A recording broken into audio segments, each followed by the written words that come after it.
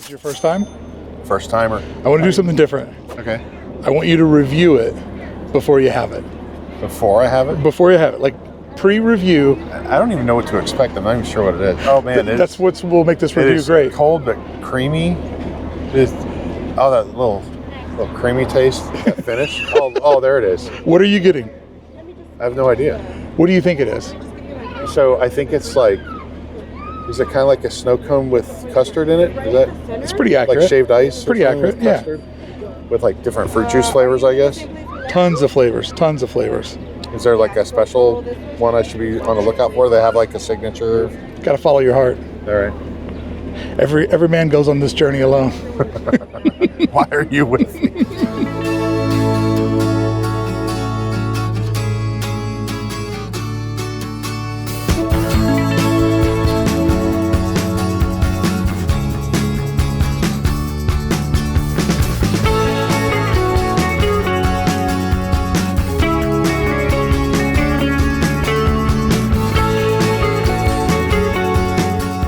So what brings you out to Anaheim? Well, we're going to be celebrating the 70th anniversary of Disneyland, and my profession necessitates I cover that, so I flew out here from Orlando this morning. You're like a week early. Yeah, I got here a couple days early. I think things kick off on Tuesday, so when I get here early, and stand in line. They're going to get some practice. As a guy who lives in the Walt Disney World bubble, like you literally live on one end and work on the other end. Yeah. You're in the bubble all day. What is your number one go-to thing when you hit Disneyland? Can I have two? You can have as many as you want. All right, Mr. Toad's Wild Ride and Pirates of the Caribbean. And now Din Tai Fung. One that's forgotten, one that's perfect, and one fits just right. What are you looking forward to the most with the 70th? I've never seen Paint the Night. Oh, really? Paint the Night's never been out on the East Coast? I've never seen it. Oh, so. Wow. Interesting. By far, my favorite Disney parade. Yeah, I'm still partial to the old Spectro Magic. Yeah. But my mind is open. I have arrived here with an open mind. Check the daily flavors here. Over 100. Oh, there are so many flavors. Bada Bing Cherry, Wild Cherry, Strawberry, Mango Tango, Fuzzy Wuzzy, Lemon, Chamoy, Pink Pixie, Sour Watermelon, Joe Tella Crunch.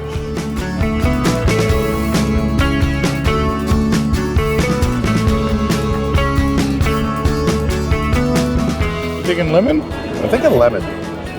What's your poison? I typically do the ones that are more like, kind of like ice cream flavors. Is that Joe Tella Crunch? Yeah, like they have... What's that? Cookies and cream? Yeah, those type of flavors are kind of mind-blowing. Takes it more from icy to like bizarre elevated ice cream treat. Yeah, then I'll do that too. I don't know what Joe Tella Crunch is.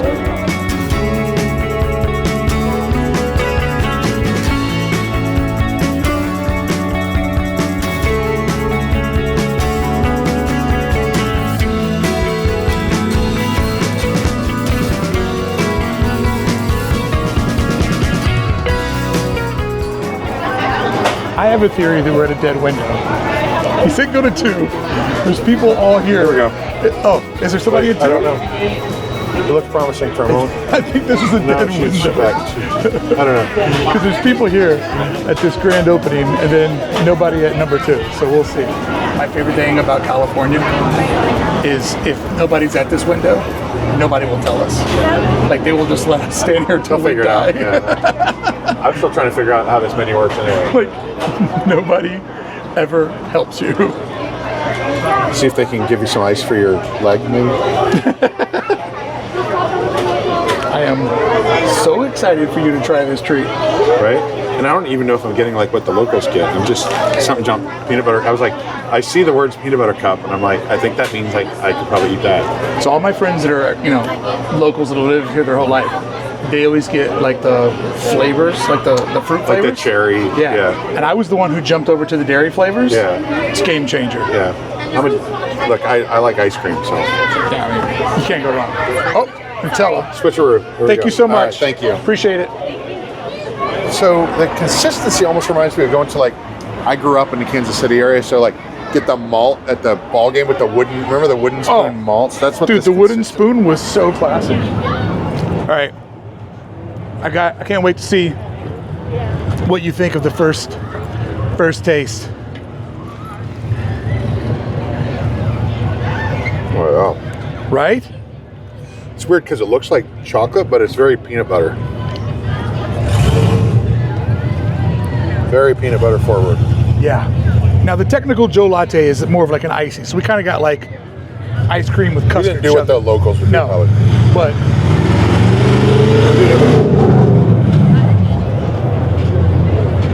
I used to think less of that guy, but now I respect him. him. Must be a badass. Yeah. No, I have to say I'm like 2 bites in and it's already worth the wait.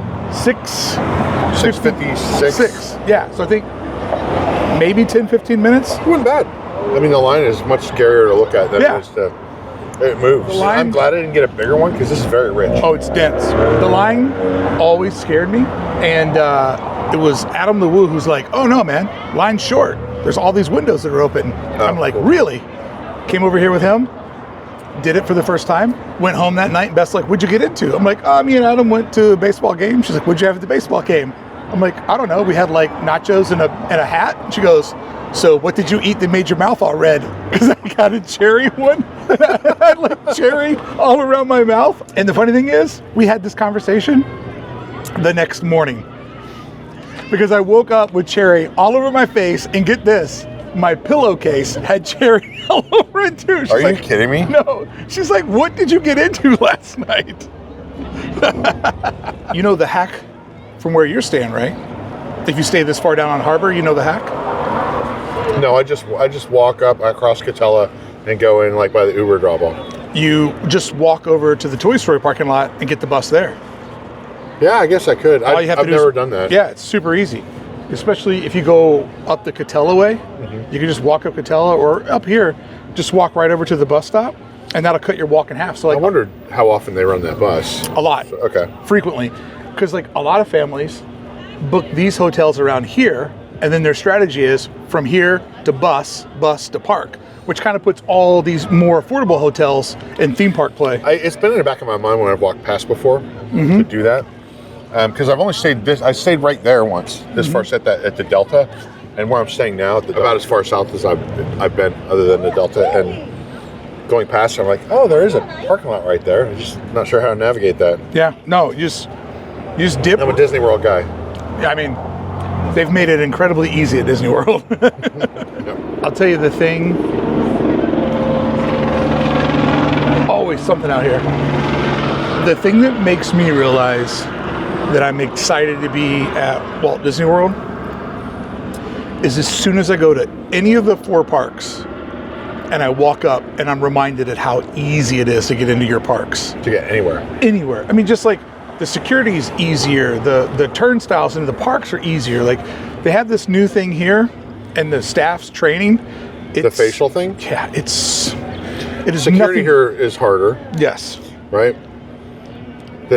The tap styles, as they say, are a little bit more cumbersome, but it looks like they're going to be better now. They're working on it, but like there's such a learning curve. And you got to think with something like Disneyland, there's always going to be somebody that it's their first time ever. So people, they have to take the photos, and just like when you go to, MK and you just put your finger on that thing, and they have so many more cast members and so many more stations.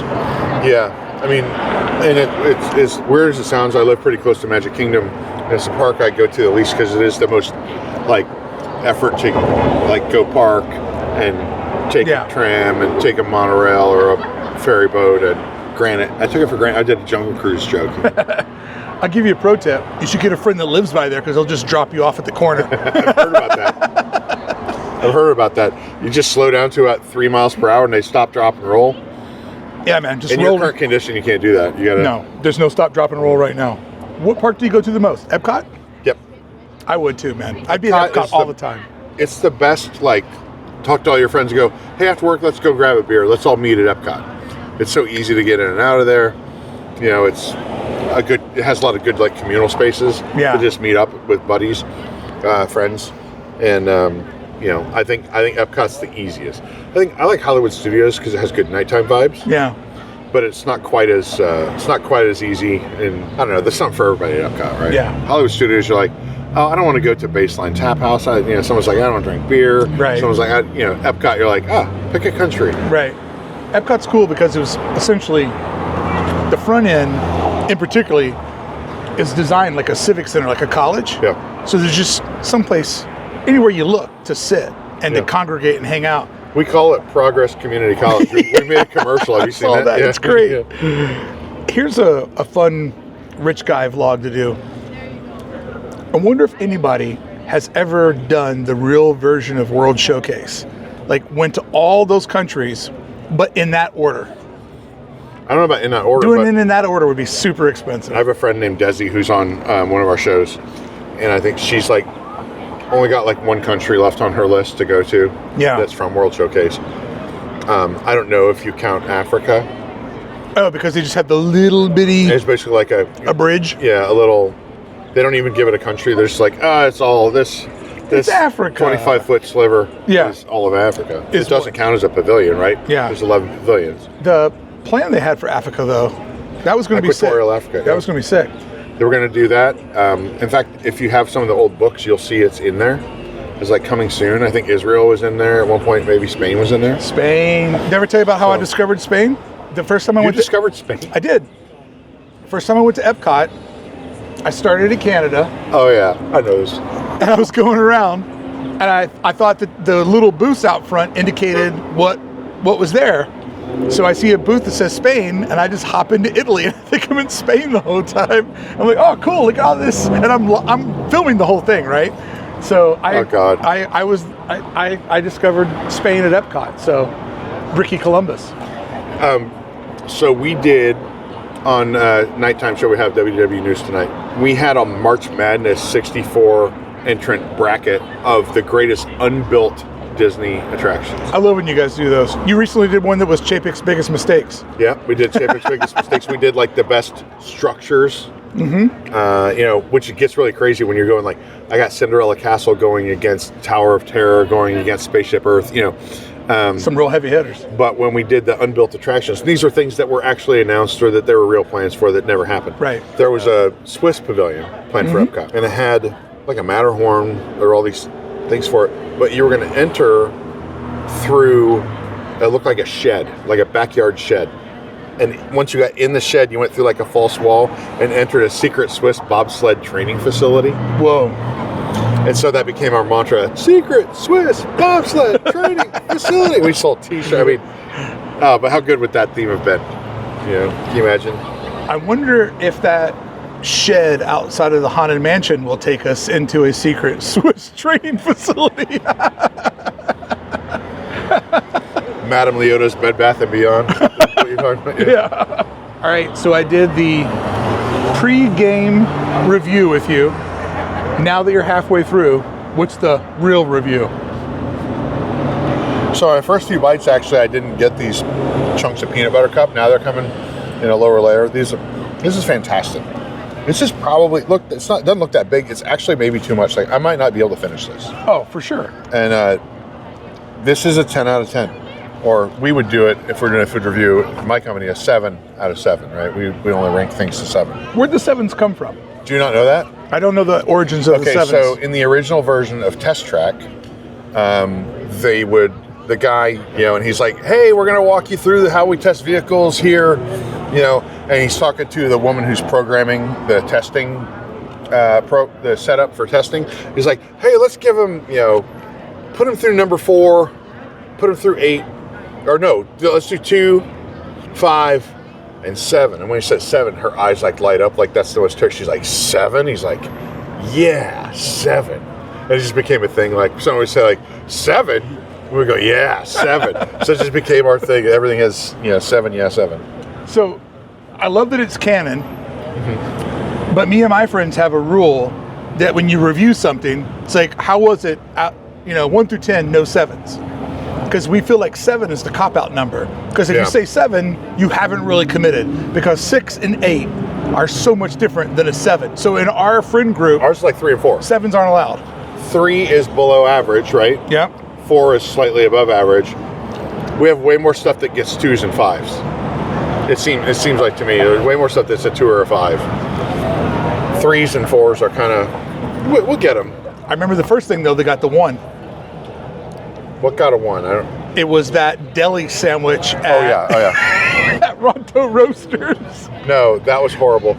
No, we had at this last festival at Epcot, so we gave some zeros out. They had a coconut water, and I don't know, like, look, I'm not an expert in coconut water. Yeah. So I don't know if it has this tendency to just go bad, but it tasted rotten.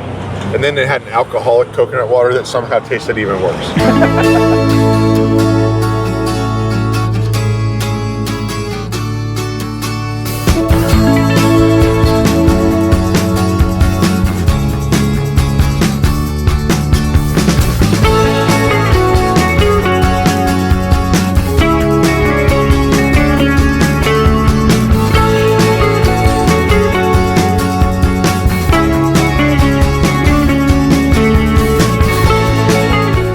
Something. As soon as you hit record, I'm like, a motorcycle comes out of nowhere. It's got a weed whacker for a vehicle, or is that a Always. actual weed whacker? Always. Okay, so now that you know the myth about the line and you've done it, will this become a regular rotation on your Anaheim visits? I think so. It's going to be like an Uber thing, right? Because we had to walk pretty far. I might as well just take an Uber. I don't know. Parking is a bigger issue than the line, I think. Yeah. No, I'll definitely. This is a must do because now I feel like I blew it. I kind of blew it when I got to the front of the line and didn't know what to get, and I got ice cream, which I think is a really good call.